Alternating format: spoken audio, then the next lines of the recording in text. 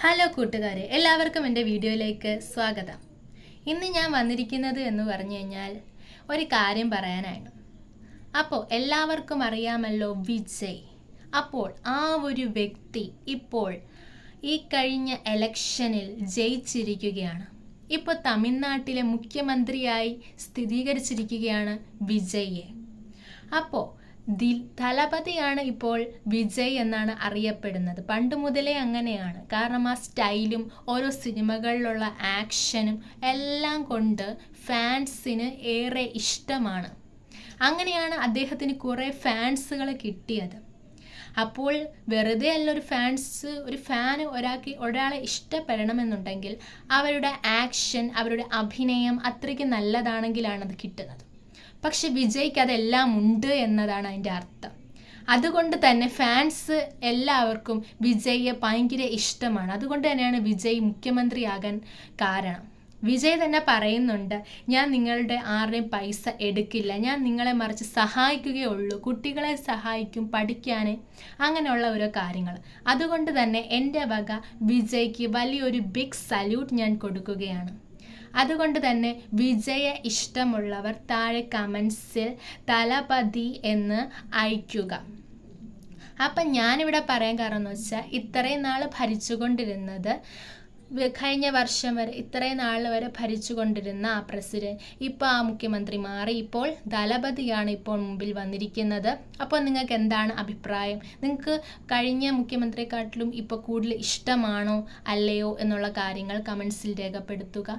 അപ്പോൾ നമുക്കും അതുപോലെ ഇപ്പോൾ UDF ആണ് ജയിച്ചിരിക്കുന്നത്. അപ്പോൾ LDF നമുക്ക് 10 വർഷം വരെ പുതിയതായിട്ട് നമുക്ക് 10 വർഷം വരെ നമ്മളെ ഇത്രയും നാൾ നമ്മുടെ കാര്യങ്ങളൊക്കെ നോക്കി നമ്മളെ സഹായിച്ചു.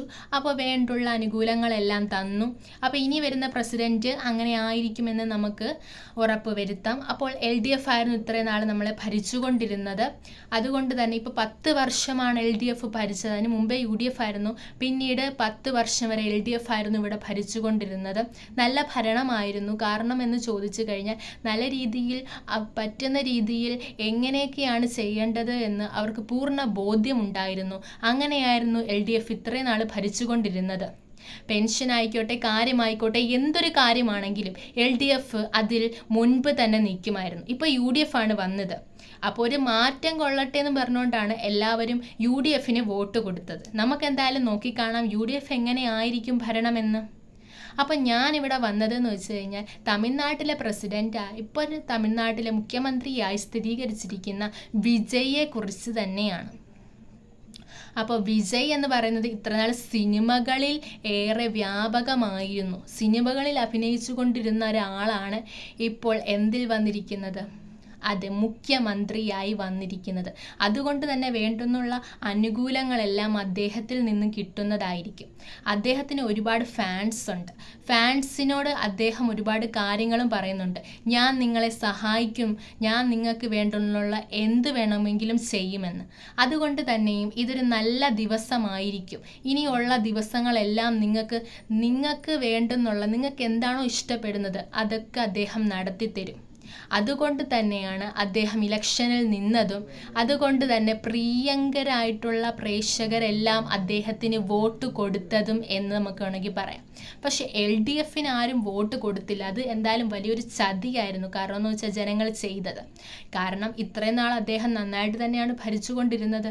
അതുകൊണ്ട് തന്നെ വേണ്ടുന്നുള്ള അനുകൂലമൊന്നും അദ്ദേഹത്തിന് കിട്ടിയില്ല. അത് സാരമില്ല, ഒരു മാറ്റത്തിനല്ലേ. എന്തായാലും നമുക്ക് UDF നോക്കാം അതെന്തായിരിക്കുമെന്ന്. ഇപ്പം തന്നെ അടികൂടിക്കൊണ്ടിരിക്കുക. 3 പേരുണ്ട്. ആരായിരിക്കും ജയിക്കുമെന്ന് നമുക്ക് ഉറപ്പില്ല. അപ്പോൾ തന്നെയും നിങ്ങൾക്ക് ആരാണ് ജയിക്കാൻ ആഗ്രഹമെന്ന് പറയുക. അപ്പോൾ ആര് ഭരിച്ചാലും കേരളം നന്നാകുമോ നന്നാകില്ലയോ എന്നൊന്നും നമുക്കറിയില്ല. പക്ഷെ എന്തായാലും ഭരിച്ചു നോക്കട്ടെ, എന്നിട്ട് നമുക്ക് ബാക്കിയുള്ള കാര്യങ്ങൾ പറയാം. അപ്പോൾ ഈ ഒരു വീഡിയോ നിങ്ങൾക്ക് ഇഷ്ടമായാൽ ലൈക്ക് ചെയ്യുക, ഷെയർ ചെയ്യുക, സബ്സ്ക്രൈബ് ചെയ്യുക. താഴെ നിങ്ങൾ തലപതി വിജയ് ലവ് എന്നും കൂടെ കൊടുക്കുക. അങ്ങനെയാണെങ്കിൽ നല്ലതായിരിക്കും. അതുകൊണ്ട് തന്നെ വിജയ്ക്ക് ഞാൻ ഒരു ബിഗ് സല്യൂട്ട് തന്നെ കൊടുക്കുകയാണ്. അപ്പോൾ ഈ ഒരു വീഡിയോ ഇഷ്ടപ്പെട്ടാൽ ബൈ. അടുത്ത വീഡിയോയിലേക്ക് കാണാം.